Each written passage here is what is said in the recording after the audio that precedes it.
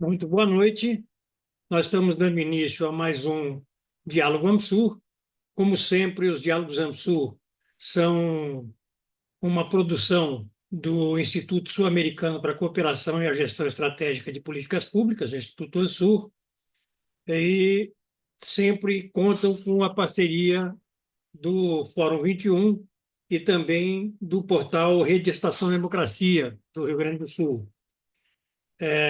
Hoje nós vamos abordar o tema da economia brasileira, o que vem acontecendo no decorrer do tempo, e também a, o que tem levado a essas mudanças profundas na economia brasileira. Nós temos uma economia que vem se reprimarizando de maneira muito forte, né? Hoje a economia brasileira se explica fundamentalmente pela, pela produção e comercialização internacional de commodities agrícolas e minerais, né, incluído aí também o petróleo, né, que passou a ser uma pauta importante na, na economia brasileira, e vem se né, e o Brasil se vem se desindustrializando de maneira importante, né, nesse período. Eu vou rapidamente apresentar para vocês algumas lâminas demonstrativas do que está se passando no Brasil. E nós estamos.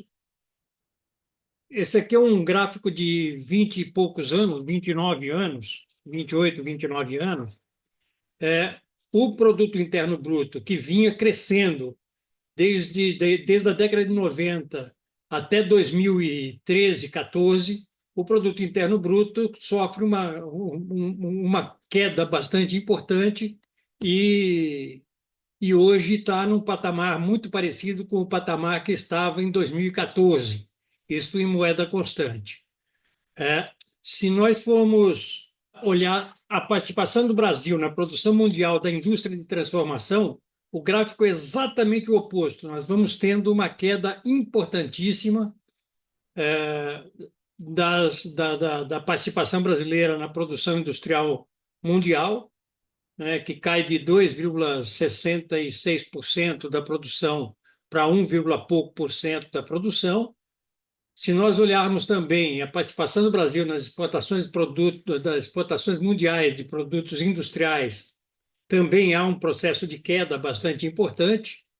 Em compensação, a exportação de petróleo vem crescendo, né? Ou seja, os sinais são todos inversos, são todos na direção de um processo de reprimarização. Se a gente compara a exportação de produtos básicos e produtos manufaturados, o azulzinho são os produtos básicos e o vermelhinho os produtos manufaturados, a gente vai vendo que isso vai ocorrendo no processo, né, uma inversão de participação. A mesma coisa que se a gente olha para a indústria de transformação, no conjunto das exportações, a gente tem também um processo importante de queda da participação dos produtos industrializados na exportação brasileira. Eu apresentei isso apenas para mostrar esse processo de reprimarização que a economia brasileira vem sofrendo de maneira importante. Nós vamos abordar esse fenômeno tentando compreendê-lo do ponto de vista das grandes mudanças que estão ocorrendo no mundo, né? Mas também tentando compreender um pouco o que a política econômica brasileira, o que a política industrial, a política voltada à economia, as políticas públicas voltadas ao desenvolvimento, no Brasil também possuem como causa. Nós vamos ter hoje, para a gente conversar sobre isso, a participação do professor Pedro Paulo Zaluto Bastos. O Pedro Paulo é professor associado livre-docente no Instituto de Economia da Unicamp e ele é também ali na Unicamp coordenador do SECOM, que é o Centro de Estudos da Conjuntura da Conjuntura e Política Econômica.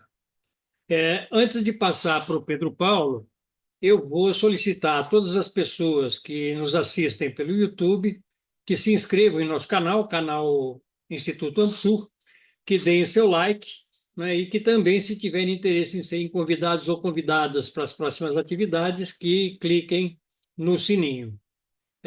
Eu vou, então, já imediatamente passar para o Pedro Paulo. Pedro Paulo, com você, por favor. Sim. Bom, boa noite, Granado, Vicente, Joaquim Bastos, amigos. É um prazer estar aqui com vocês dialogando como sempre, né? Eu vou também fazer uma pequena apresentação, apresentar basicamente alguns dados para partir dos quais a gente possa fazer um debate a respeito das questões que o Granado levantou aqui para a gente, né? O meu ponto central é que, de fato, ocorreu uma grande transformação, não apenas da economia mundial, mas também da inserção da economia brasileira na economia mundial, se nós compararmos aquilo que ocorreu nos primeiros anos do governo Lula, 1 e 2, e o que a gente está verificando 20 anos depois, na década de 2020, não é? E esse processo, acho que indica um conjunto de transformações que começaram na década de 90, de certo modo, foram brevemente interrompidas entre 2004 e 2008, em parte por conta do grande crescimento da demanda interna que a gente verificou no Brasil ali naquele período, né? Mas claramente a crise financeira internacional representa, digamos, um ponto de viragem que reforça aquelas tendências de mudança estrutural que começaram na década de 90 e que vem desaguar nesse processo que o Granado mencionou nesses slides iniciais, né? Então, de fato, a questão central, eu acho que a gente pode designar como um aprofundamento da dependência da economia brasileira, né? Uma dependência que se reflete exatamente nessa maior vulnerabilidade e necessidade de importar produtos industriais de maior valor agregado, mesmo numa conjuntura de relativo baixo crescimento econômico. É possível que o aumento do crescimento econômico, dada, digamos, o coeficiente de importações que está embutido na estrutura produtiva brasileira, implique uma grande elevação das importações e com elas também, né, as várias contas associadas aos serviços e às rendas, né, vinculadas a essa posição estrutural subordinada e dependente da economia brasileira, né? Porém, eu diria que tem uma diferença também que é importante a gente registrar em relação à, à primeira década desse século, que é o fato de que, a despeito dessa inserção internacional estar muito vinculada à exportação de produtos básicos e, sobretudo, para a Ásia e, em particular, para a China, ela propiciou, como vocês sabem, uma enorme acumulação de reservas cambiais, né? E, ao mesmo tempo, um processo que é simultâneo a esse, de transformação da natureza do passivo externo brasileiro, né? Não apenas, digamos, as reservas cambiais, elas têm um valor até superior ao passivo externo brasileiro, mas também o passivo externo brasileiro hoje é, é significativamente constituído em ativos denominados em moeda local, né? Seja lançamento de títulos em moeda local, mas, em particular, investimento direto externo já era, mas investimentos de carteira denominados em moeda local. Isso faz uma grande diferença num momento de reversão do ciclo econômico mundial, não é? Porque, basicamente, a fuga para o dólar tende a desvalorizar a moeda brasileira, o que é um problema. Isso vai provocar, sem dúvida nenhuma, um impacto inflacionário, mas, ao mesmo tempo, tende a depreciar o valor do passivo externo, denominado em moeda local, quando transformado para dólar, não é? E isso, digamos, diminui a vulnerabilidade, os riscos de crise de balança de pagamentos da economia brasileira. Então, eu diria, a economia brasileira ela é muito mais é, dependente, no sentido de que o crescimento dela está muito colado com o crescimento da economia mundial, com, digamos, uma menor capacidade de se autonomizar em relação ao ciclo da economia mundial, né? Mas, por outro lado, né, nós acumulamos reservas cambiais que diminuem a intensidade da crise no momento da reversão cíclica da economia mundial e, ao mesmo tempo, conferem, a meu ver, ao Banco Central brasileiro a capacidade de não apenas executar uma política que busque controlar melhor o mercado de câmbio, mas confere também uma maior autonomia para executar uma política monetária, digamos, um pouco mais, não tão austera, né? Então, se a gente verifica o contrário no caso brasileiro, isso é determinado basicamente por uma questão política, mais do que propriamente por uma questão associada à estrutura e à vulnerabilidade estrutural da economia brasileira, dado o volume muito grande de reservas cambiais que nós dispomos. Tá certo?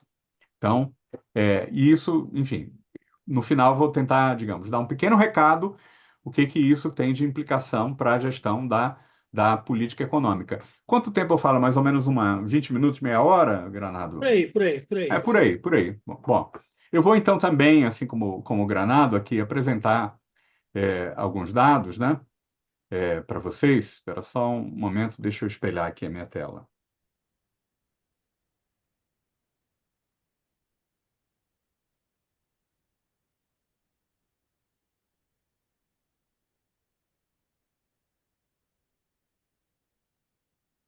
Não sei se vocês conseguem Sim, ler aí sim, o que eu coloquei, né? sim. Então, que são esse reforço da dependência externa, né? O primeiro ponto, o primeiro ponto é a questão do estoque de investimento direto externo em relação ao PIB. Ele passou de 6% em 1995, quando inicia essa abertura da economia brasileira para a economia mundial, neoliberalismo, né, como vocês conhecem muito bem, para 44,5 em 2022, que é mais ou menos a mesma coisa ali em 2023. Então, um movimento impressionante, digamos, de controle externo dos ativos da economia brasileira, na economia brasileira, em relação ao produto interno bruto da economia brasileira, né? Número de patentes concedidas, que é, digamos, um índice de dependência tecnológica, concedidos para não residentes, passa da média de 2003 em 2014 até 2004 até 2014 para ser multiplicado por 9 até 2022, tá? Mais de 20 mil patentes anuais para não residentes. Isso corresponde a uma grande transferência de serviços e rendas para o exterior. Em 2023, a gente chegou no pico, no máximo histórico dessa transferência, não é pouca coisa, tá? O déficit na conta de serviços e rendas é de 110 bilhões de dólares anual, sendo a remessa de lucros igual a 45 bilhões de dólares. Em 2022, é importante, né? Foi importante que o superávit comercial foi de 44 bilhões. No ano de 2023, teve um grande crescimento do superávit comercial por conta da recuperação do preço das commodities. Mas significa que em 2022, né, a remessa de lucro e dividendo foi superior ao superávit comercial. É claro? Quer dizer, algo que pode voltar a acontecer a depender da variação da conjuntura, né, é, internacional. O peso das exportações básicas, como o Granado já colocou, passa de 23% para praticamente 59% da pauta exportadora brasileira em 2023, enquanto as de bens manufaturados faz um movimento praticamente invertido, né? De 61 para 28,3 no mesmo período. Por que que isso é importante? Por os dados que eu vou colocar daqui a pouco, né? Primeiro, é, os bens básicos eles flutuam mais ao longo do ciclo econômico. Então, isso torna o balanço de pagamentos de uma economia que é especializada em bens básicos mais vulnerável a uma desaceleração do ciclo da economia mundial, né? Segundo motivo, os dados mostram também que os países que são mais complexos e que têm uma maior diversidade da estrutura produtiva em direção à indústria de transformação também tendem a ter uma maior taxa de crescimento ao longo do tempo, além de terem maior capacidade digamos, de orientar o estilo desse desenvolvimento para, por exemplo, provocar uma mutação da estrutura tecnológica para garantir a adaptação das infraestruturas, por exemplo, a uma transformação do cenário climático global, né? Um outro ponto, os coeficientes de insumos industriais importados no valor adicionado, quer dizer, aquilo que é utilizado no interior das cadeias produtivas, e a penetração das importações industriais no total do consumo aparente é a oferta aparente menos as exportações, quer dizer, você pega a produção, né, local, mais as importações, subtrai das importações. O peso das importações nesse total, o chamado consumo aparente, atingiu um máximo histórico, né? E também esse coeficiente de penetração em 2021 e também em 2022. Eu não fiz aí a atualização para 2022, mas também atingiu o máximo histórico. Quer dizer, a tendência continua de crescimento desse processo. E o déficit comercial nos ramos de alta e média tecnologia também continua se expandindo, né? Saindo lá de 2000 e esses gráficos mostram claramente, vou mostrar o gráfico daqui a pouco, até o que a gente verifica em 2022 e 2023, né? E muito importante, o rebatimento interno desse processo é que o valor agregado da indústria de transformação local cai nada menos do que 15% entre 2014 e 2022 em preços constantes, tá? Cai de 508 bilhões de reais para 433 bilhões de reais. Teve uma leve recuperação ali em 2023, mas que não muda, digamos, esse cenário geral. Então, tudo indica, digamos, não apenas o empobrecimento da estrutura produtiva, mas uma maior vulnerabilidade da inserção dessa estrutura produtiva na reprodução do capitalismo mundial. Tá certo? Esse dado, acho que é um dado muito interessante, que é o dado de complexidade econômica da economia brasileira. Então, mostra claramente ali que até a década de 80, até 1990, a complexidade da economia brasileira está aumentando. Essa complexidade é medida basicamente como a diversidade dos bens da pauta exportadora e a raridade desses bens na pauta exportadora. Eles não podem ser ubíquos. Vários outros países, não devem exportar o mesmo que o Brasil exporta. Significa se é rara os bens na pauta exportadora comparado com a pauta de outros países. E é diversificada a pauta exportadora, e isso é um índice da complexidade econômica de uma estrutura produtiva. Fica muito claro aqui que de 1990 até hoje, esse processo, essa curva continua, né? Ocorreu uma reversão da tendência de ampliação da complexidade da estrutura produtiva brasileira. Isso é muito interessante, que ela é basicamente o reverso do que ocorreu na China, né? Então, na China, até 90, havia um processo de redução da complexidade econômica, e a partir de 1990 é um processo inverso. Então, se vocês olharem, é praticamente uma parábola invertida aqui, Brasil e China. É claro? E esse gráfico é bastante interessante também, que ele mostra o seguinte, né? Que quanto maior o índice de complexidade, maior a percentagem de empregos industriais, mais empregos vinculados a serviços sofisticados numa economia.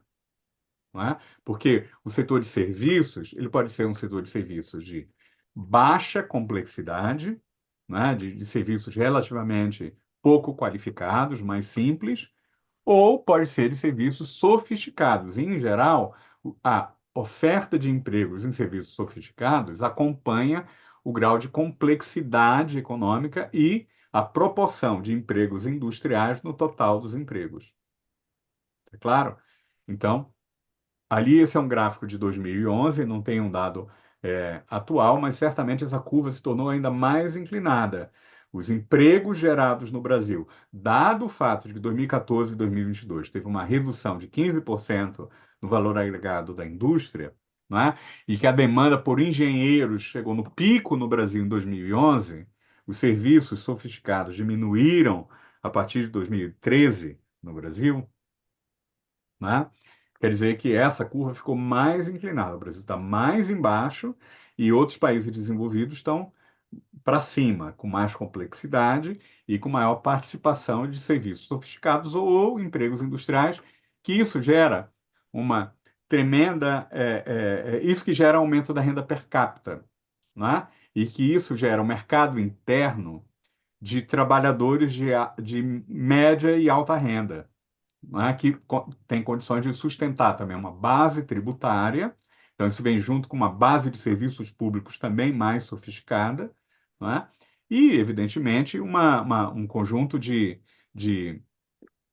oportunidades de mercado de outros serviços não tão especializados, mas que oferecem para esses trabalhadores, né? Gerando uma tendência de elevação geral dos salários, claro, dos salários reais. Então, esse gráfico aqui, eu acho que também é interessante, porque ele mostra que a indústria que tende a crescer, puxar o crescimento do PIB mundial também, né? É um gráfico lá da Industrial Development Report da ONU,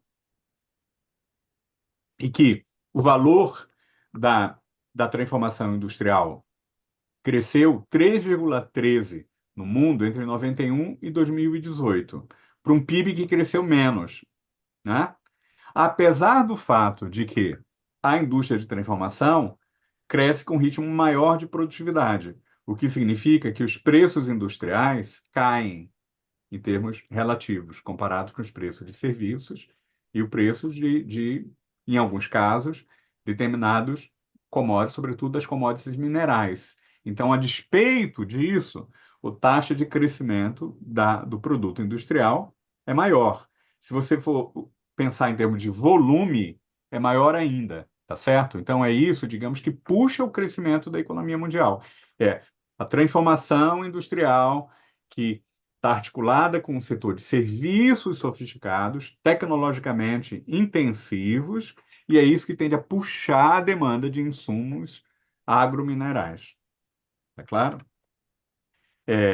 E aí, fica muito claro também nesse gráfico, o crescimento anual do PIB, ele tende a acompanhar o crescimento da participação da indústria de transformação, né, local na indústria de transformação global. No caso brasileiro, é nítido a perda de importância da indústria de transformação brasileira na indústria de transformação mundial, né? Isso significa que a taxa de crescimento do PIB no Brasil tende a ser inferior àqueles casos em que há um crescimento da participação da indústria de transformação na indústria de transformação global, e aí, em particular, o caso chinês. É o mais relevante, mas vários outros países ali do sul e do leste da Ásia, né? E esse gráfico também mostra aí que a produtividade da indústria de transformação cresce mais rápido que a produtividade geral e é ela que transborda, né, para aumentar a produtividade na agricultura e na mineração, por causa exatamente da possibilidade de utilizar ou novos materiais ou novas máquinas e equipamentos nessas atividades. Ou no setor de serviços, a possibilidade de utilizar, por exemplo, computador ou, eventualmente, inteligência artificial, né, para acelerar também a produtividade. É claro? E é exatamente por isso, por esse maior aumento da produtividade, que cai, ao longo do tempo, o emprego industrial, né, nas economias. Porque o Marx já tinha chamado essa questão de aumento da composição técnica do capital, ou aumento da composição orgânica, se você for medir isso em termos de valores constantes, né? Ou composição de valor do capital, se você for medir em termos de valores é, que variam ao longo do tempo. Mas é esse processo. Existe um processo natural de desindustrialização na estrutura de emprego por conta do maior aumento da produtividade na indústria de transformação ao longo do tempo. Tá certo?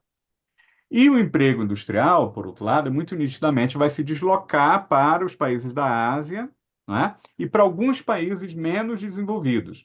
Esses países menos desenvolvidos, eles vão estar especializados em cadeias globais de valor, na oferta de mão de obra barata para atividades de baixa adição de valor agregado, né? De baixo valor agregado. Particularmente, por exemplo, Bangladesh. Bangladesh é um grande produtor de produtos da têxtil, do vestuário e de calçados. Um volume impressionante de empregos que é atraído por grandes corporações para lá, que subcontratam outras empresas menores, que superexploram trabalhadores com salários baratíssimos. Isso aumenta, evidentemente, a taxa de lucro dessas empresas que fazem a subcontratação e que dominam essas cadeias produtivas globais. Então, não basta, evidentemente, exportar produtos industriais. É importante que esses produtos industriais tenham um valor agregado superior, que é o que vai acontecer basicamente em países do leste asiático, também um pouco na Índia e particularmente na China, né? Agora, evidentemente, que os países industrializados, os mais industrializados há mais tempo, classicamente, continuam controlando o valor da transformação industrial. Por isso que eles mantêm uma renda per capita mais elevada. Mas é impressionante, ao mesmo tempo, o processo de crescimento da China nesse período, né, de 90 até 2018. A participação da China vai de 3 para 27%. Os outros países em desenvolvimento caem, entre os quais o Brasil. Então, a China empurra outros países em desenvolvimento, em particular os da América Latina, em particular o caso brasileiro, né? Então, cai de 79 para 55, além da China, veja, só Índia, Coreia do Sul e Indonésia, apenas no mundo. Aumentaram a participação entre as 12 principais economias industriais. O resto ainda são as economias industrializadas, né? Embora elas percam participação relativa por conta do enorme crescimento da China. Né? Aqui tem as economias que concentraram a agregação de valor de transformação industrial entre 1990 até 2018, né? Basicamente, o Brasil tá aqui colocado também, mas está perdendo ao longo do tempo, né? Dá para ver que do vermelho em 1990 vai caindo até 2018, quase pela metade, o caso brasileiro, né? É, e, evidentemente, tem um rebatimento sobre os gastos em P&D, né? Que aqui mostra como é concentrado esse gasto em P&D, mas tem um crescimento muito grande da China, inclusive depois de 2017, quando eu coloquei esse dado, né? Então, tudo isso mostra esse processo de convergência do PIB per capita que ocorre basicamente nessas economias da Ásia, né? E, claro, a que avança mais rapidamente é Taiwan, né? Depois a República da Coreia, chama Coreia do Sul, né? Malásia e, evidentemente, China tem um crescimento apreciável, estava mais ou menos ali no início, nos anos 80, algo em torno de 5% da renda per capita dos Estados Unidos, e agora está algo em torno de 25% da renda per capita americana. É claro? É evidentemente que isso não ocorre mais no caso da Índia, e da China e da Índia por causa da grande população, né? E no caso da Índia, mais ainda, porque o crescimento populacional ainda é mais rápido do que na China. Na China, claro, a população tende a diminuir. E aqui, veja, se comparar China e Índia, há um processo de crescimento, Brasil e México, há um processo de divergência, né? Até 80. E isso é um processo que vem desde a década de 30. Brasil e México acompanham, vão chegando, o Brasil até supera 35% da renda per capita americana, né? E depois tem uma queda, tem uma recuperação rápida ali até 2008, depois uma nova queda. Então, hoje a gente está mais ou menos a 25% da renda per capita americana, já estivemos a 36% da renda per capita americana. Enquanto isso, tem esse processo de convergência e hoje a China já passou a renda per capita brasileira, né? Esse gráfico aqui está até 2016. E nesse processo, veja, é muito interessante ver o seguinte, que os dados que o Granado mostrou são muito interessantes, né? Mas se a gente colocar assim, em termos de quanto é importante para a gente entender o que aconteceu com a estrutura produtiva. Porque todos sabem que o Brasil passou a ter um grande saldo comercial não é? Mas do ponto de vista da quantidade de importados, veja, o crescimento da quantidade de importados é mais rápido do que a quantidade de exportados, do que o quanto, né? Isso é importante por conta do impacto que essa quantidade tem sobre a estrutura produtiva interna. Tá claro? Porque a gente tem saldo comercial a despeito disso, basicamente por conta de uma forte queda do preço mundial dos preços dos produtos industriais, por conta exatamente dessa maior produtividade na produção industrial. Isso não quer dizer que as empresas industriais estão tendo menos lucro no resto do mundo, né? Ou que estão tendo prejuízo. Quer dizer que esses ganhos de produtividade são em parte repassados para os preços, mesmo que margens de lucro eventualmente possam aumentar em relação aos custos, tá? E esse processo de construção de cadeias produtivas globais envolve exatamente a redução do custo do trabalho, não é? Num ritmo maior do que a redução da produtividade. Então, digamos, o salário, a diferença de salário de um operário chinês e de um operário americano é uma diferença maior do que a diferença de produtividade.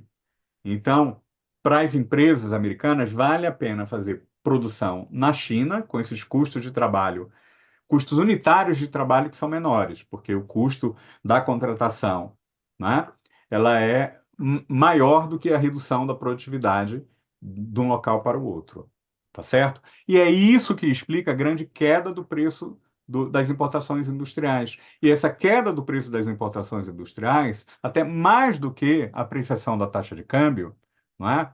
Que tem um impacto sobre a estrutura produtiva brasileira e que modifica essa estrutura brasileira, produtiva brasileira, em direção à perda de complexidade. Tá claro? Tá entendido o ponto? E aqui é o reverso: os índices de preço das exportações brasileiras crescem muito mais do que os índices de importações, né? Por isso que dá o saldo comercial que tem esse crescimento impressionante, né? A gente lembra lá no Plano Real, a gente tinha um processo de uma reversão, né? Teve um saldo ali até 1994, de algo de 13 bilhões, a abertura comercial, né? E a modificação da estrutura produtiva é acompanhada por essa apreciação cambial, mas essa apreciação cambial ocorre num ano só, tá claro? E depois desse efeito, ele vai, digamos, vai ter uma oscilação da taxa de câmbio, sem dúvida nenhuma, depois, aí ao longo do tempo, mas o problema é que a estrutura produtiva, uma vez tendo se alterado, aumenta a dependência de insumos, partes, peças e componentes. Então, é a própria estrutura produtiva que pede um câmbio apreciado para rebaixar os custos dos bens importados, para acelerar esse processo de redução de preços que ocorre em dólar para redução de preços em moeda local, porque isso reduz os custos de produção e aumenta a taxa de lucro por meio da redução do custo do capital constante, digamos assim. Tá claro? Então, evidentemente, às custas do emprego industrial de mais valor agregado e da diversidade da economia brasileira e da perda de complexidade da economia brasileira. Tá bom? Aqui, os principais destinos também ocorre um processo impressionante de transformação da geografia mundial onde o Brasil está posicionado.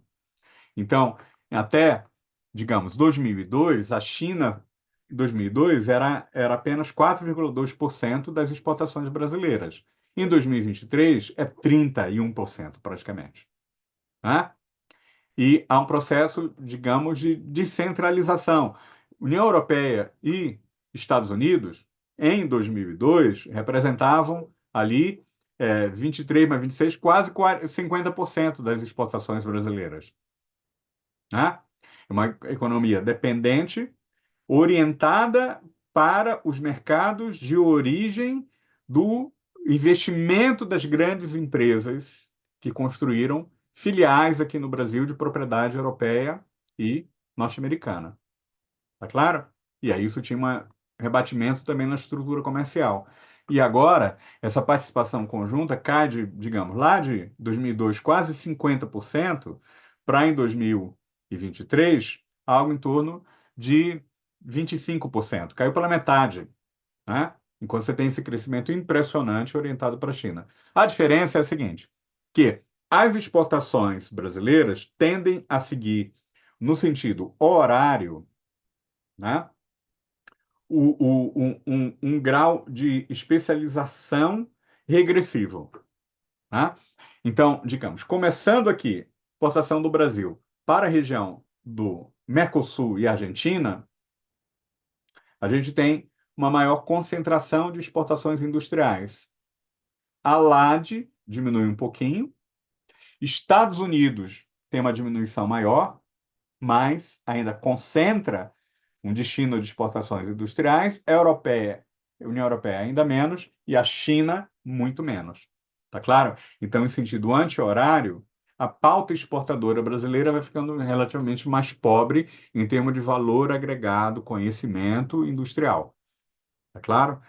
Então, essa especialização, essa maior participação da China, também ela reflete, digamos, essa maior participação de produtos básicos no total da pauta exportadora brasileira e esse empobrecimento relativo da estrutura produtiva brasileira, né? Os principais destinos das exportações brasileiras aqui em termos de valor, né? E as origens das exportações brasileiras também é uma modificação muito, muito, muito acentuada, né? União Europeia e Estados Unidos, em 2022, tinham também lá 47% do total das importações brasileiras, a China só 3%.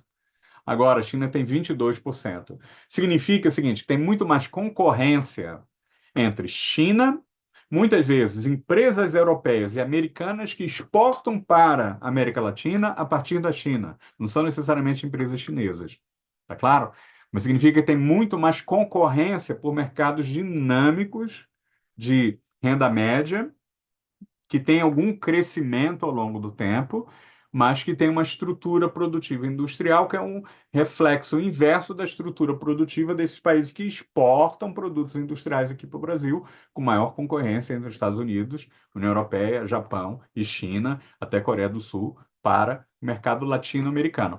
E aí uma outra questão, não tem muito tempo para explicar, né? É que nas origens destinos das exportações brasileiras, o Mercosul perde importância, né? Relativa em relação àquele que ele verificou ali em 2010, e principalmente é, a Argentina, né? Aqui em termos de proporcionais, né? A LAD já representou 13%, caiu para 8%. O Mercosul já representou 12%, caiu para 7%, mais ou menos, em 2023. A Argentina já representou 9%, caiu para 5%, tá certo? Em parte por quê? Porque depois da crise de 2008, aumentou também a concorrência pelo mercado latino-americano, oriunda das exportações dos países industriais ou dos países asiáticos emergentes. E essas exportações para a América Latina expulsam exportações brasileiras para a América Latina. Então, o mercado interno brasileiro é relativamente esvaziado para sua estrutura produtiva e o mercado da continental, que era basicamente o locus, inclusive das filiais estrangeiras localizadas aqui no Brasil, na divisão de trabalho das filiais, eram filiais localizadas no Brasil que exportavam para a América do Sul, né? Digamos, o Marini chamou isso na década de 60 de subimperialismo brasileiro. E na época até, enfim, tinha a ver também com ações de ordem política brasileira, né, na operação, até antes da Operação Condor, né, mas que não tem nada a ver para explicar o governo Lula, porque o governo Lula, embora as empresas filiais exportassem para a América do Sul até a crise de 2008, tinha uma ação política que era anti-imperialista, né, como vocês sabem muito bem, e a gente espera que continue assim no caso venezuelano, né, na conjuntura atual. E o saldo comercial Brasil-China, ele passa, ao mesmo tempo, por esse crescimento assustador, né? Ele praticamente, até a crise de 2008, ela uma relação comercial equilibrada, e é depois da crise de 2008, a despeito da grande entrada de produtos industriais chineses aqui no Brasil, que o saldo comercial, né, cresce acentuadamente, né? E isso acompanha também, digamos, evidentemente, um crescimento desigual das regiões no Brasil, né? Então, embora você tenha um crescimento muito abaixo do crescimento do PIB, que já é um crescimento do PIB relativamente baixo em escala internacional, no Brasil depois de 2008, né? Na região Sudeste. Região Sudeste tem um crescimento inferior ao crescimento do PIB no Brasil, um reflexo dessa perda de complexidade da estrutura produtiva. Porém, o Centro-Oeste tem um crescimento muito superior ao crescimento do PIB nacional, por causa dessa vinculação com a Ásia. Tá claro? Isso tem muita importância, como vocês sabem, do ponto de vista político, né? Porque, digamos, o crescimento, inclusive populacional dessas regiões, está vinculado também uma mudança do balanço político regional, né? No Brasil, essas regiões são muito, muito, muito majoritariamente bolsonaristas, né? Como vocês sabem. Aqui, um gráfico, eu acho que até o Granado já colocou, gráfico da composição das exportações, depois eu passo para vocês, tá? Mas, basicamente, isso aqui, eu acho que saiu essa semana, nova edição de um trabalho que é feito pelo Centro Brasil Século XXI, né? E eu vou repassar para vocês esse conjunto de dados que está lá nesse trabalho do Brasil. Eu só selecionei alguns dados interessantes aqui para mostrar para vocês. Bom, não vou adiantar aqui, que eu já falei muito. Agora, saindo da questão, olha, a estrutura, como que o déficit se reflete particularmente no setor intensivo de tecnologia, no complexo eletrônico, na indústria farmacêutica, na fabricação de aeronaves, na indústria de transformação de alta tecnologia, né? O déficit da economia brasileira é de 40 bilhões, metade do superávit comercial, certo? 2023. Um pouco mais na metade do superávit comercial de 2023. Tá certo? Então, é um reflexo, digamos, dessa inserção, né, subordinada na economia mundial, da estrutura produtiva. Também em média alta tecnologia, mais ou menos a mesma coisa. Um déficit impressionante em 2022 de 82 bilhões de dólares. Né? Uma coisa impressionante. Que aí aparelho médico, odontológico, diferentes tipos de máquinas, fabricação de químicos, veículos automotores, tá? Outros tipos de equipamento, né? De alta tecnologia, mas é muito, muito importante. Tá certo? E isso tem um reflexo também nessa conta de serviços e rendas do balanço de pagamentos. Então, como eu coloquei para vocês, ela já chegou a 110 bilhões em 2023, pagamentos de serviços e rendas, sendo 45 bi de lucros e dividendos. Tá claro? Então, é por isso que, digamos, que também a acumulação de reservas, a despeito do grande crescimento das exportações, do saldo comercial no Brasil, parou de crescer, né? A gente não acumula mais reservas por causa dessas transferências aí de rendas, pagamento de serviços e lucros e dividendos. As reservas líquidas, contudo, elas chegaram a um patamar muito, muito apreciável a partir de 2011, né? Chegaram a um patamar ainda maior entre 2012 e 2018, depois voltaram basicamente para o patamar de 2011, né? Mas o patamar de 2011 significa algo em torno de mais do que 350 bilhões de dólares. Esse é o ponto que eu estava colocando para vocês antes, né? Ele já é suficiente para dar uma autonomia na gestão da política cambial. Então, se o Banco Central Brasileiro não executa iniciativas para tentar controlar melhor a taxa de câmbio, é porque ele não intervém no mercado, porque ele resolve não intervir no mercado, mas ele tem bala na agulha para intervir no mercado. É claro? Isso fica muito nítido ali em julho, né, desse ano, quando aumentou a expectativa de que o Banco Central japonês ia elevar a taxa de juros. Né? Como a taxa de juros no Japão está próxima de zero, em termos reais, abaixo de zero, há mais de 25 anos, 20 anos, um pouco mais de 20 anos, significa que muita gente investidores pegam dinheiro no Japão para fazer arbitragem para investir em outros mercados. Quando a expectativa de elevação da taxa de juros ocorre no Japão, tem que fazer o movimento inverso, porque o que você eventualmente ganhava com a diferença de juros, você perderia com a apreciação rápida do ien. E o ien realmente tem uma apreciação em julho mês passado, de 20%, o que come, digamos, o diferencial de juros em relação à economia americana, obtido em investimentos durante 4 anos anteriores, em apenas um mês se perdeu. Tá certo? Então, nesse movimento é que o real também se desvaloriza muito em julho, exatamente por coincidência, no momento que o presidente Lula estava criticando o Roberto Campos Neto com razão. Não é? Não quer dizer que tenha sido culpa do presidente Lula que o Banco Central japonês elevou a taxa de juros, tá? Não estou dizendo isso.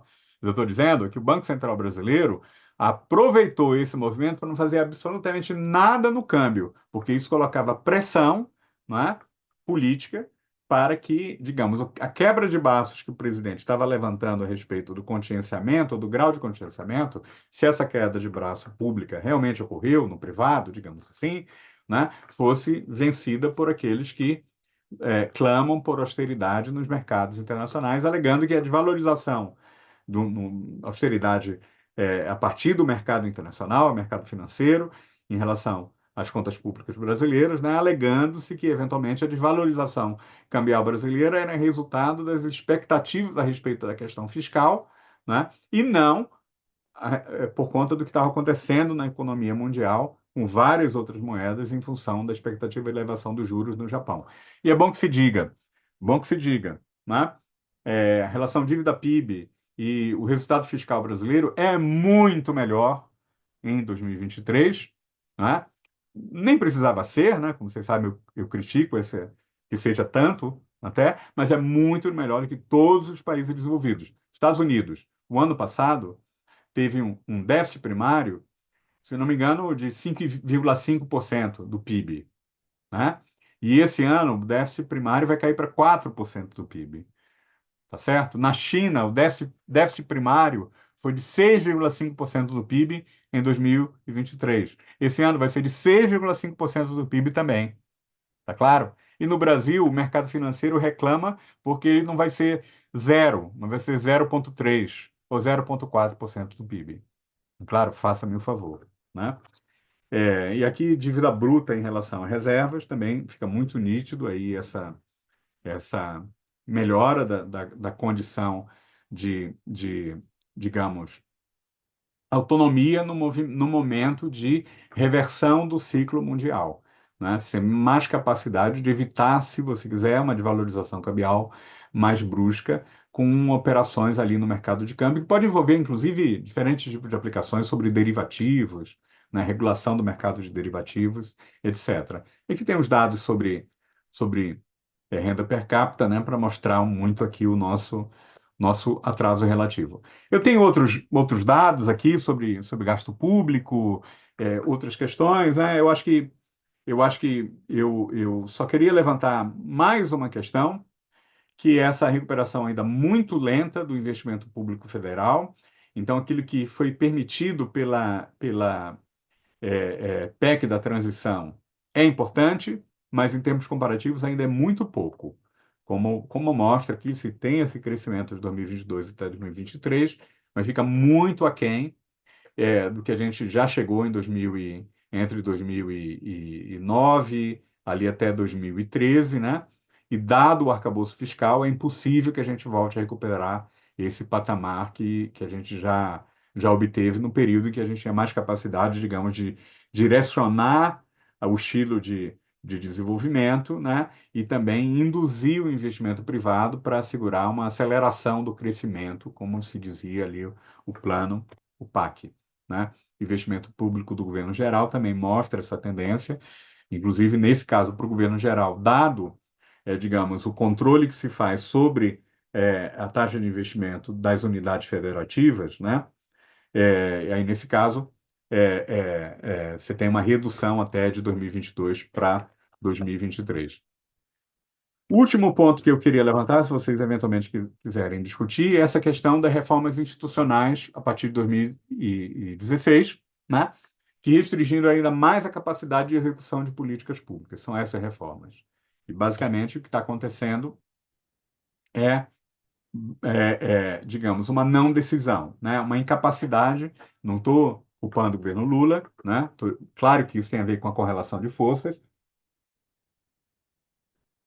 mas o último ponto que eu queria levantar aqui é que a gente não tem condição de alterar a correlação de forças se a gente não fizer o debate político-ideológico, né?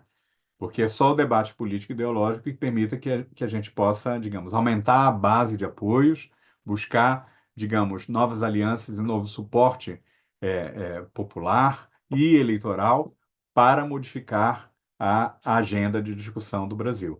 Sem esse movimento de questionamento da própria agenda, você não tem condição de mudar a correlação de forças ao longo do tempo, né? E a grande preocupação para mim é a importância digamos, as não decisões que aceitam a agenda que foi colocada ali pelas reformas executadas a partir de 16, né? Em um determinado momento foi levantado em 2023, mas isso absolutamente desapareceu da agenda política brasileira. E quem sabe, né, eventualmente, esse primeiro movimento de desestruturação do controle do Congresso sobre o orçamento, digamos, abre uma primeira possibilidade da gente repensar essas questões, inclusive com emendas parlamentares que estejam mais vinculadas, digamos, com aqueles objetivos mais gerais do planejamento público, mas a gente só vai conseguir fazer isso se a gente, evidentemente, fazer a disputa política e ideológica. Eu fico por aqui, eu acho que eu falei demais enfim, a gente pode, a partir daqui, fazer uma discussão mais detalhada sobre questões que vocês acham mais interessantes a gente debater, tá? Muito obrigado, Granado. Nós que agradecemos, Pedro. Muito obrigado mesmo. Eu acho que foi uma aula extremamente rica, né, que acho que dá espaço para o debate que a gente precisa fazer. Eu vou abrir inscrição, já está escrito o Sérgio Mileto. Eu só queria, antes de passar para o Sérgio, levantar a primeira questão para o Pedro, que tema que ele não abordou, que diz respeito ao problema das políticas de desenvolvimento que vem acontecendo, né, no período histórico mais recente e agora também no governo Lula 3, né? O Nova Indústria Brasil, o quanto isso tem expectativa ou tem possibilidade de reversão de algumas de alguns desses processos de decadência da economia da economia de mais alta tecnologia brasileira, né? Também sobre a política de ciência e tecnologia, né, que está embutida nas políticas do Brasil, né? A gente tem visto que o número de engenheiros formados no Brasil tem caído barbaramente, né? Nós temos muito pouco avanço na formação de capacidade, né, para dar revertida no processo. Só pediria depois que você aprofundasse um pouco essa discussão. Sérgio Mileto, com você, por favor. Boa noite a todos, boa noite, Granado, Trevas, cumprimentando os dois, eu cumprimento todos os colegas aí presentes e obrigado ao professor Pedro por essa aula maravilhosa. Eu achei interessante, olhando os gráficos, como a partir do governo Fernando Henrique começa o processo de desindustrialização que coincide exatamente com uma política de atração de capital estrangeiro que vem no bojo com medidas como a Emenda Constitucional 6/95, que torna todas as multinacionais empresas nacionais, causando graves problemas para algumas indústrias brasileiras, como a indústria automobilística, é um caso mais claro, é o caso da Gerdau, que talvez tenha sido o primeiro carro elétrico que a gente conheceu no Brasil, porque fica parecendo que carro elétrico é uma coisa de hoje, né? E a Gerdau já fazia e vendia para a Eletropaulo, por exemplo. De repente, ela perdeu essa possibilidade porque todas as outras empresas multinacionais viraram nacionais e aí você não conseguia mais fazer política de compra pública como alavancador da indústria, como todos os países fazem.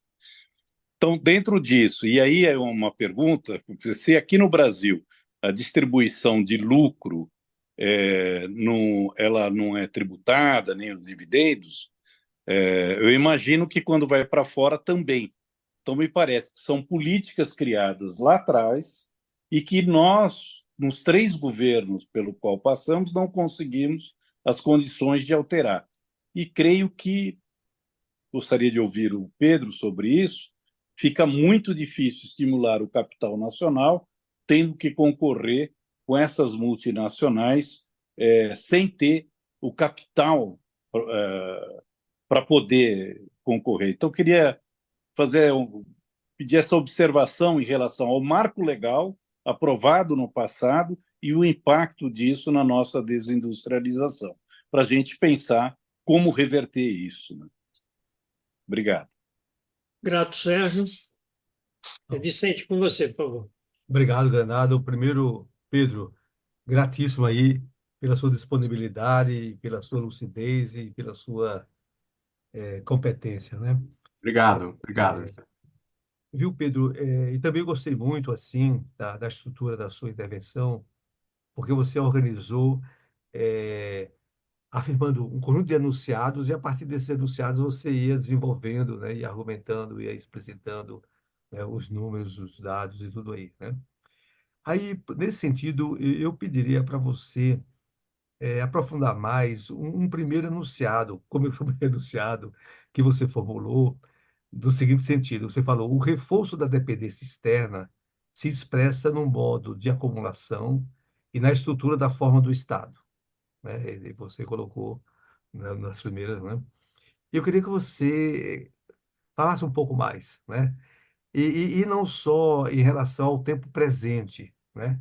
Mas a nossa história nacional contemporânea, né? Porque, veja, o desafio de transformar o país significa, entre outras coisas, desatar nós górdios da nossa história nacional, né? Então, eu pediria um pouco, e como você também é um historiador da nossa da sociedade, da nossa economia, você pode nos ajudar bastante explicitando esses enunciados aí. Obrigado, Pedro. Obrigado, Vicente. Renato Dagnino. Renato, com você, por favor. Então, Granado, eu queria fazer uma pergunta para o Paulo, relativa à proposta de neoindustrialização, né, ou de a nova indústria Brasil. A gente está muito preocupado porque a gente sabe que precisa reindustrializar o país. Mas essa proposta de reindustrialização empresarial, que é bastante ambiciosa, porque supõe que isso possa ser digamos, um vetor semelhante ao da substituição de importações, né? Que foi o eixo das políticas públicas durante muito tempo no nacional desenvolvimentismo. A gente está desconfiado que esse negócio não vai dar muito certo, porque estão oferecendo apenas 1% do PIB por uma classe proprietária que já tem 6% do PIB de serviço da dívida, 5% de renúncia fiscal, 10% de sonegação e ainda 18% de compra pública. Então, eu acho que essa classe proprietária que provocou a desindustrialização, porque ela encontrou oportunidades de lucro em outros setores, né, da agroindústria, mineração, etc., a gente acha que eles não vão entrar nessa. E essa proposta da gente utilizar as novas tecnologias para emular as experiências de catching up asiáticas, elas têm muito pouca probabilidade de ocorrer também. Então, nós estamos falando de reindustrialização solidária. A gente acha que é possível produzir bens e serviços de natureza industrial na economia solidária. Aí eu queria ver um pouco um comentário teu a esse respeito. Não sei se você já ouviu falar nessa proposta, a gente tem escrito sobre isso. Tá bom? Obrigado. Obrigado, Renato. Pedro Tá. Paulo, devolvendo para você, por favor. Tá joia. Bom, o Granado perguntou a respeito exatamente sobre Do a Nova nossa Indústria Brasil, como é que você vê, Brasil, políticas né? de Ciência e CIT. tecnologia. De certo modo, também o Renato também, todos, né, levantaram um pouco sobre isso, né?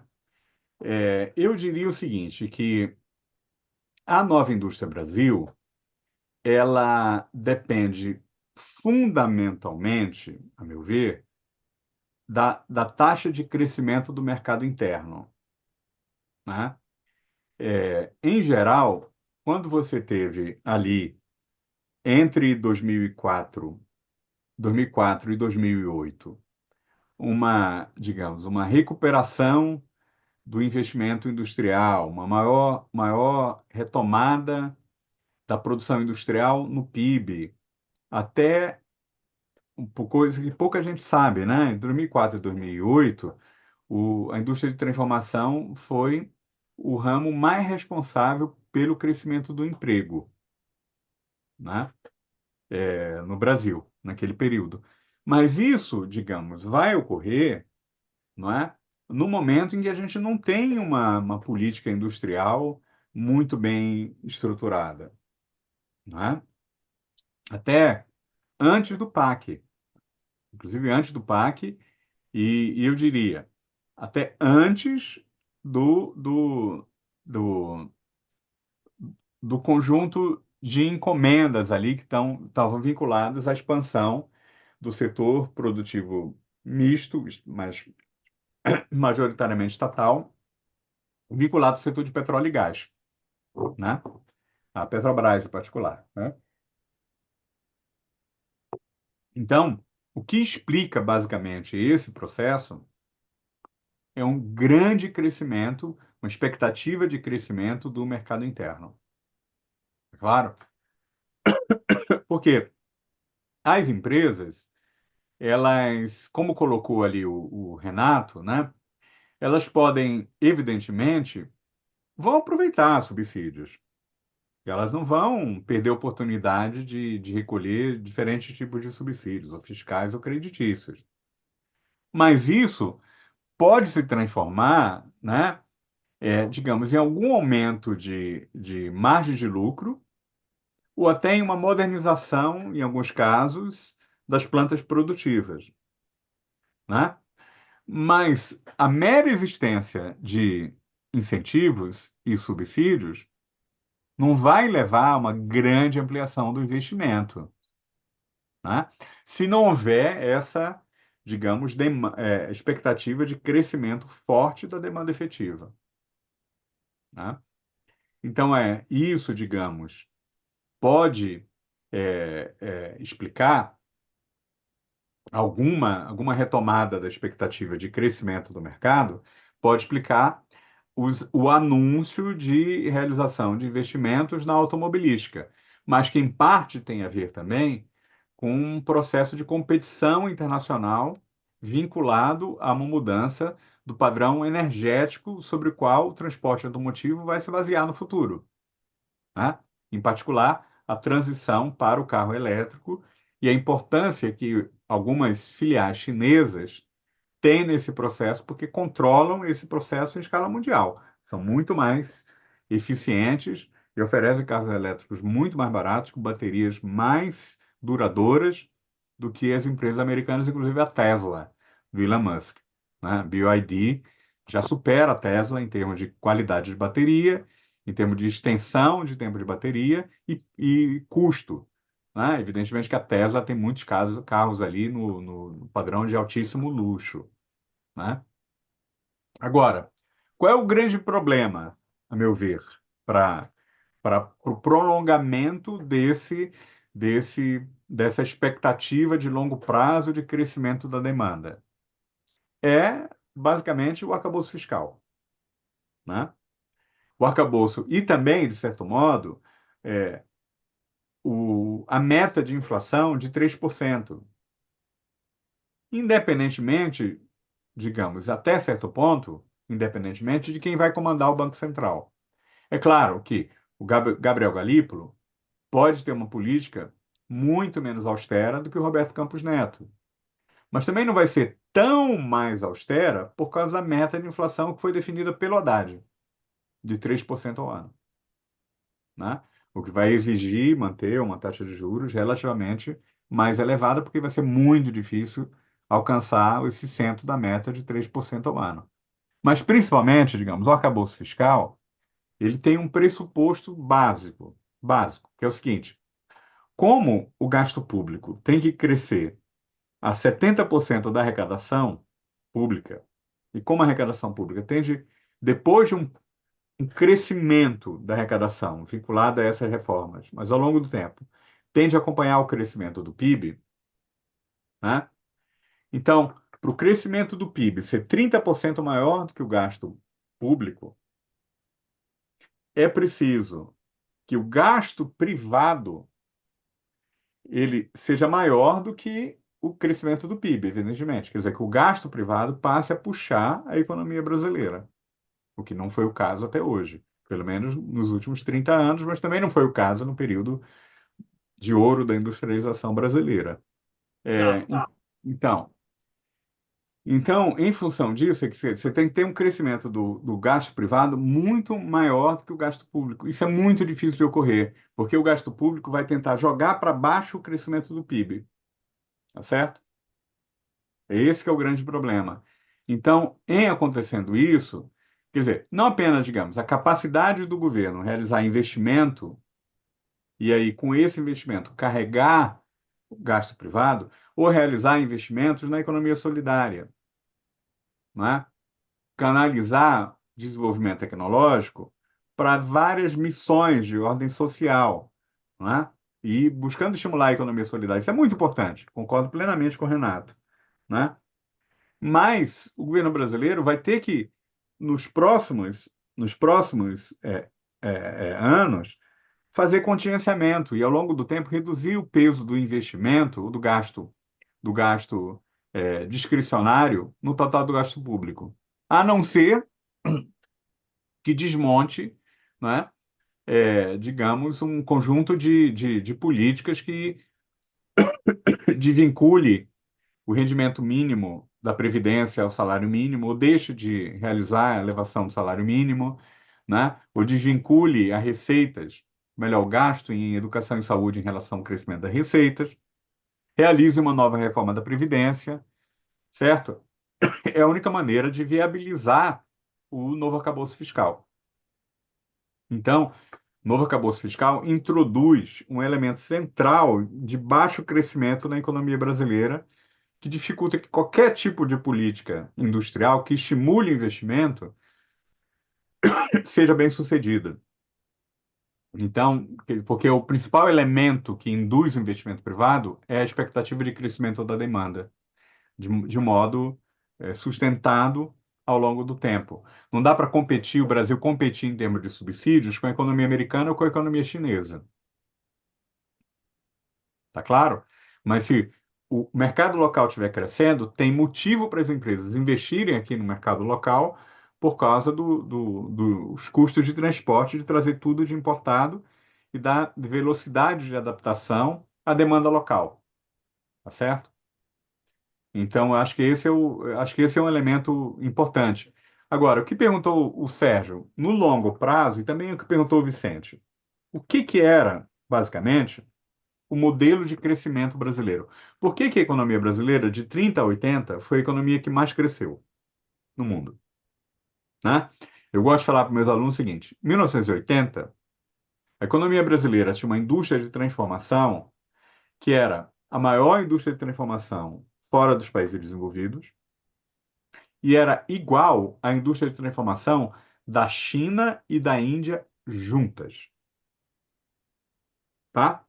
Então, 1980, digamos, o país do futuro, digamos assim, ou de fato o país emergente que podia ameaçar os países desenvolvidos e que devia ser contido pelos países desenvolvidos para que essa ameaça não se verificasse, não era a China, era o Brasil, né?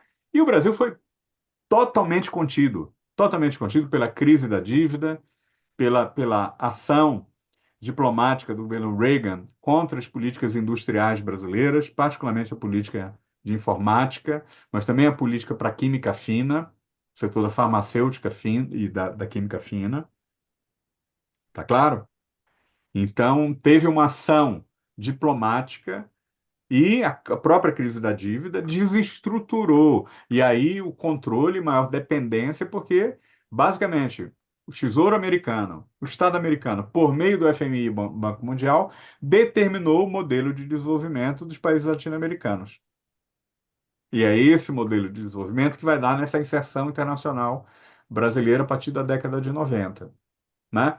E vai dar, no que o Sérgio apontou, a desestruturação, digamos, do grande motor de crescimento da economia brasileira, que era o investimento público e as empresas estatais, o setor produtivo estatal, né? Basicamente, é o mesmo motor de crescimento que deu certo na Coreia do Sul. E mais ainda na China.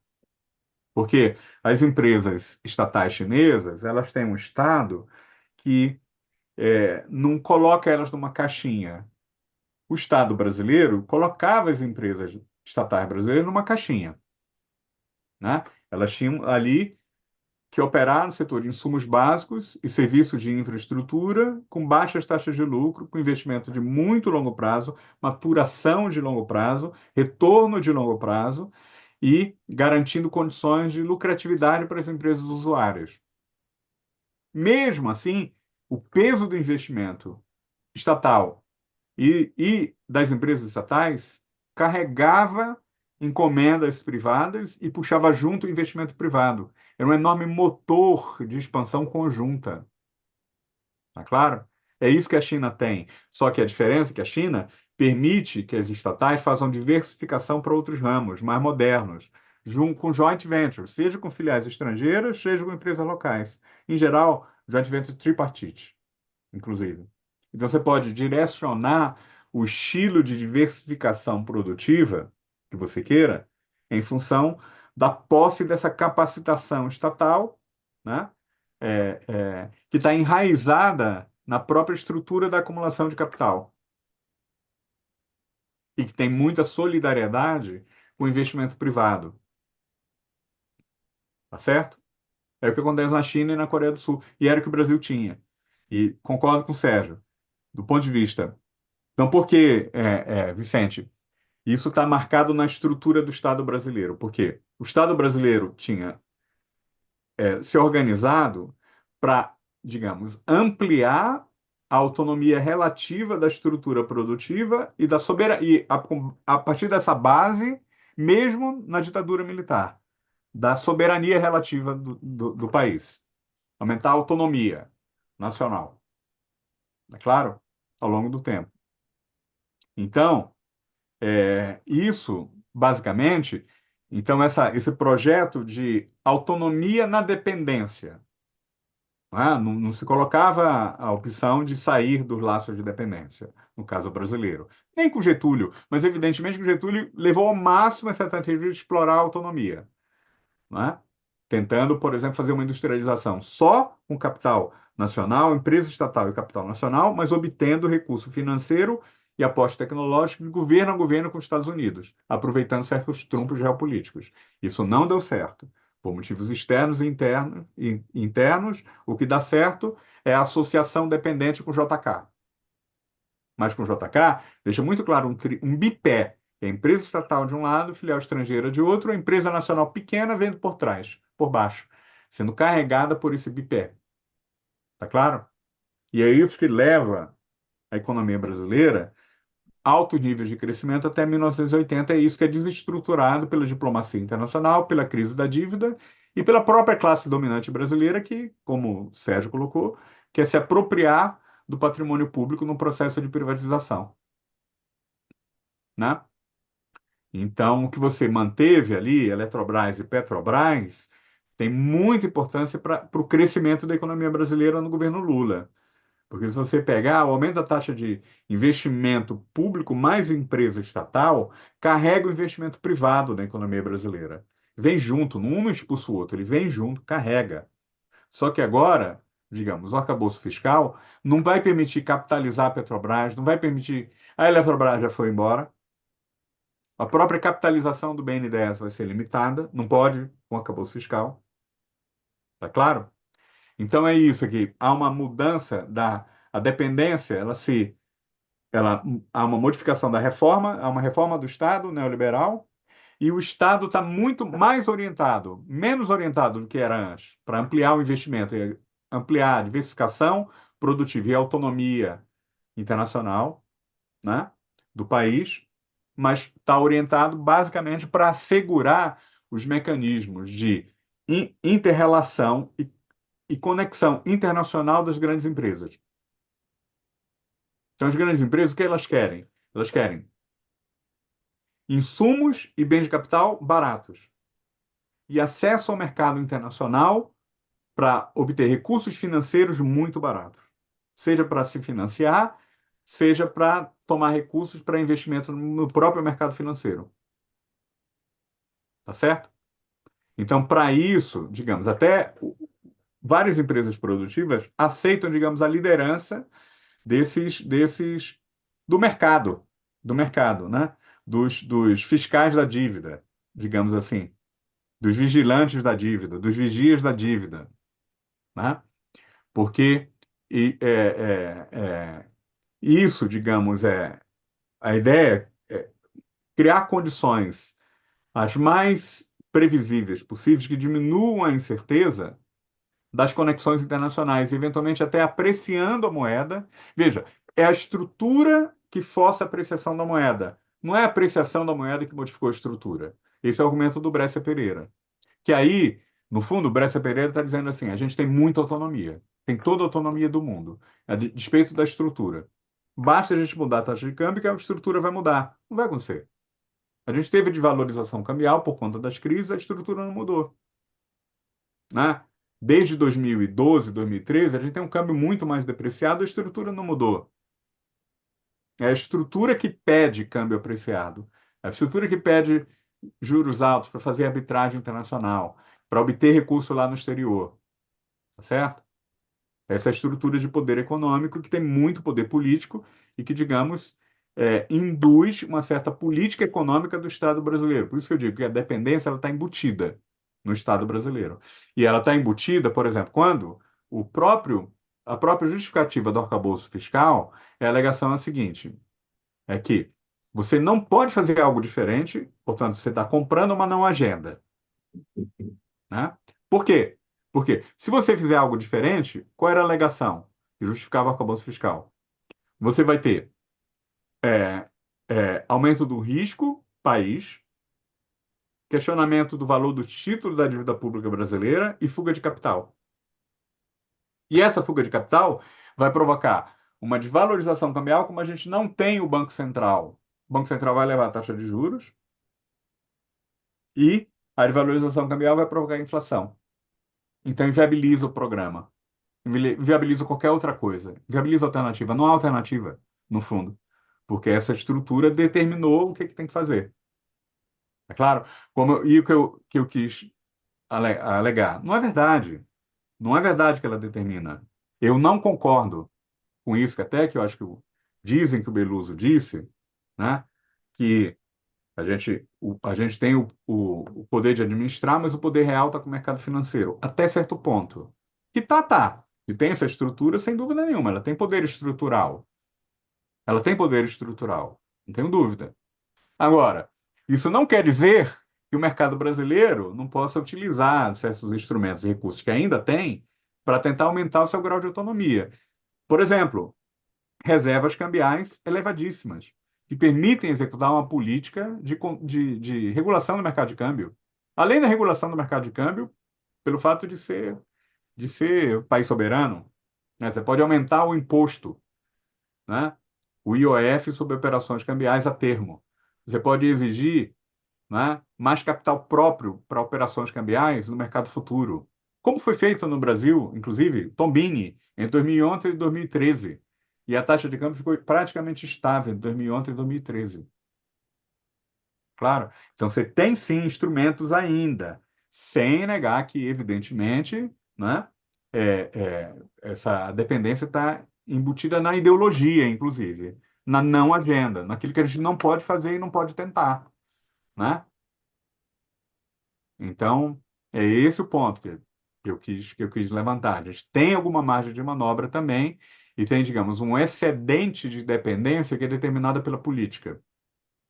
E que, por isso, se a gente fizer também o debate ideológico, colocar determinadas bandeiras, ganhar corações e mentes, acumular forças, né, a gente pode eventualmente mudar a agenda, porque tem até certo ponto determinadas condições materiais de fazê-lo, embora elas sejam muito inferiores do que já foram no passado. Eu acho que o governo Lula, os dois primeiros governos Lula, eles coincidiram com a chamada Onda Rosa, né? Quer dizer, com um conjunto de governos também à esquerda do centro, que tinha um objetivo comum de ampliar, fazer vários projetos conjuntos de afirmação geopolítica, né? A Unasul, a CELAC, estão nesse quadro. Essas economias cresciam puxadas pela demanda de commodities asiática, né? E não tinham uma produção interna para atender a demanda de produtos industriais que o crescimento econômico delas induzia. Então, era basicamente as exportações industriais brasileiras, muitas delas feitas pelas filiais, que atendiam o crescimento desse mercado doméstico. Por isso que o Brasil teve muito superávit com a Venezuela e com a Argentina no período, tá certo? Então já eram assimétricos.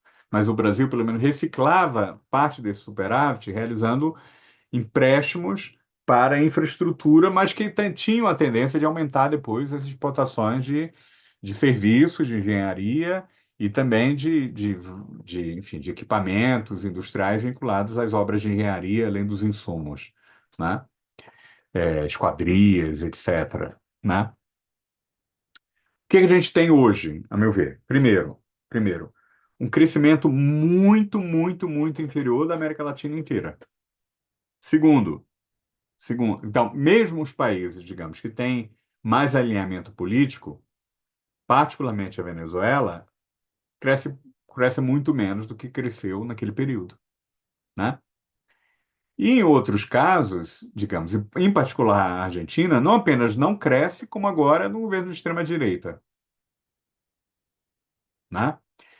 Então, digamos, a possibilidade de refazer aquilo, e por outro lado, depois da crise de 2008, esse mercado regional, que era mais ou menos cativo, não era inteiramente cativo, mas era mais ou menos cativo das filiais que se localizavam no Brasil, deixou de ser, né? Tem uma enorme ampliação das exportações, seja dos países de origem das filiais, Estados Unidos, Europa e Japão, mas principalmente uma enorme ampliação das exportações chinesas para o resto da América Latina. Então, digamos, aquele arranjo orgânico que se fazia, o crescimento desses países orientados para a Ásia, carregando exportações brasileiras, isso desapareceu estruturalmente, não existe mais. Tá? Eles exportam para a Ásia e importam da Ásia também.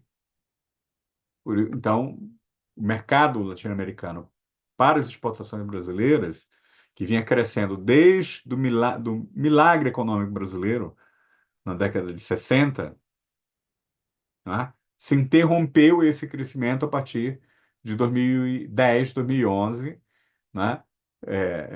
Enfim, com os efeitos e sobretudo depois de 2014, né?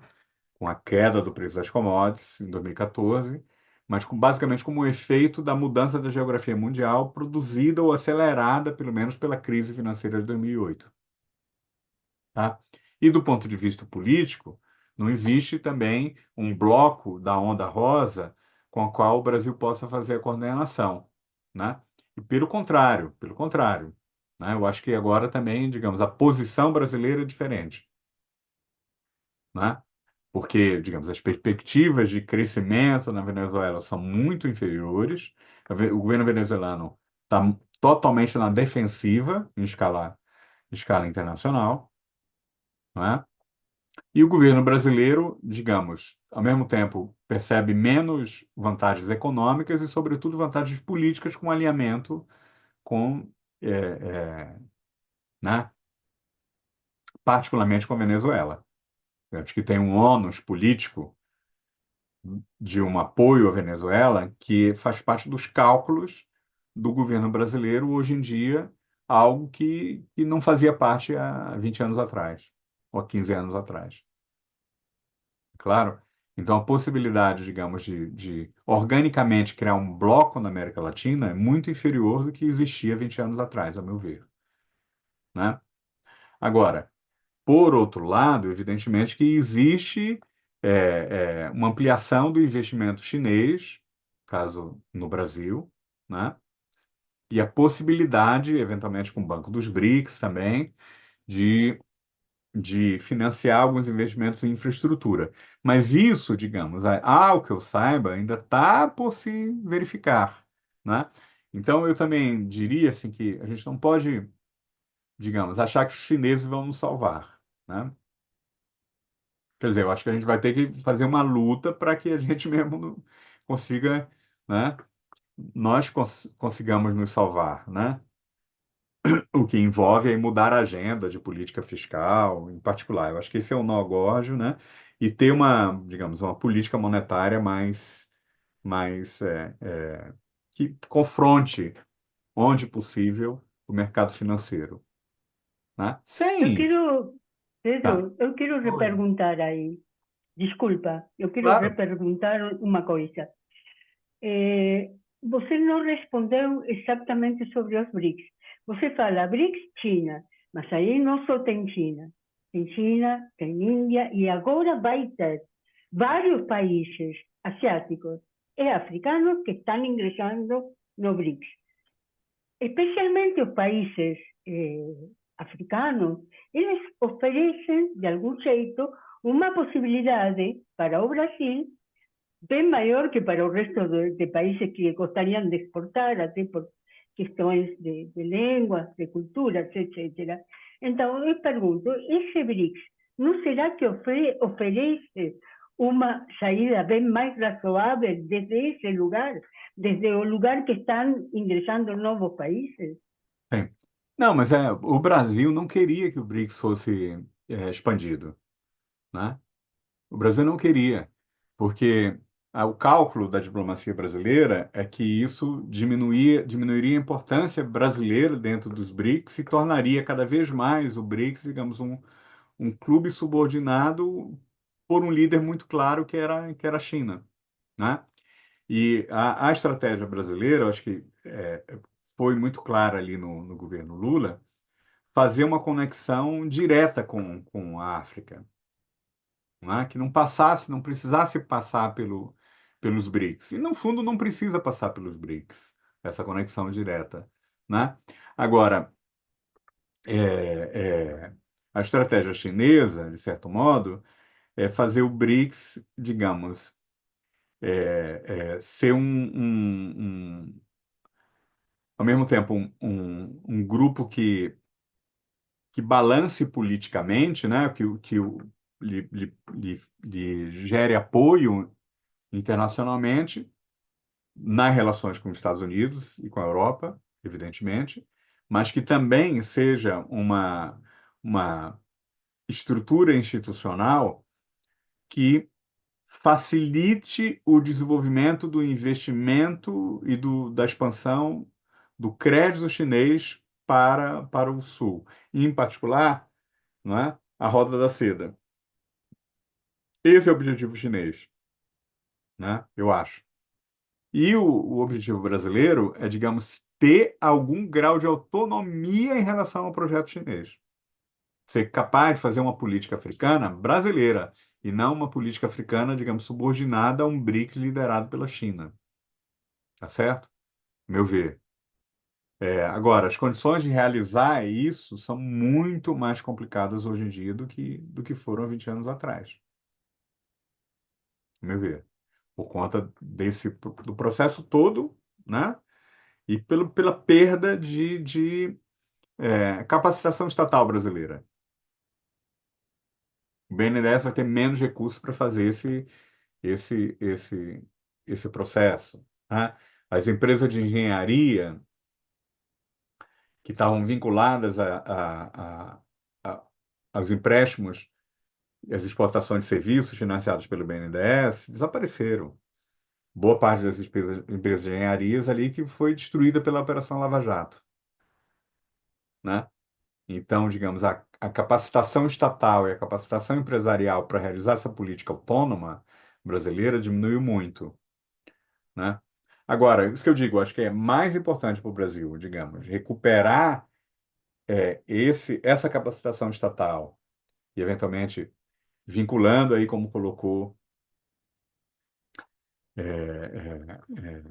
como colocou o Granado, ou como colocou o Vicente, melhor dizendo, com digamos, uma retomada e o Mileto, né? Retomada ali da autonomia de empresas estatais, né? como colocou o Renato, uma capacidade também de executar uma política pública associada ao cooperativismo e à economia solidária, né? Eu acho que passa muito, muito mais por reformas que a gente tem que fazer do que propriamente a expectativa de que a China vai nos salvar, né? Porque junto com a China, digamos, os empréstimos chineses também não são feitos a fundo perdido, né? A gente vai ter que pagar depois. Tem isso também, né? Então, quer dizer, e investimento em infraestrutura tem uma diferença em relação ao investimento exportador. Ele gera receita em moeda local. Então, você internacionalizar a infraestrutura brasileira, por não ter capacidade de preservá-la nacionalizada estatal, tem um risco extra, que é o fato de que a geração das receitas nos empreendimentos de infraestrutura é em moeda local, mas a transferência de divisas é em moeda estrangeira. Então, assim, eu tenho um pé atrás, entendeu? Acho que ela não deve, pode até aproveitar, negociar bem, assim, mas não pode fazer isso, digamos, a pedra de toque da estratégia. Tá bom? Eu quero Tá, João. agradecer muitíssimo ao Pedro, Obrigado. quero agradecer a participação de todas as pessoas que estiveram aqui conosco e quero já deixar o convite para todas as pessoas que nos assistem para que estejam conosco no próximo, na próxima segunda-feira no novo Diálogo AMSUL.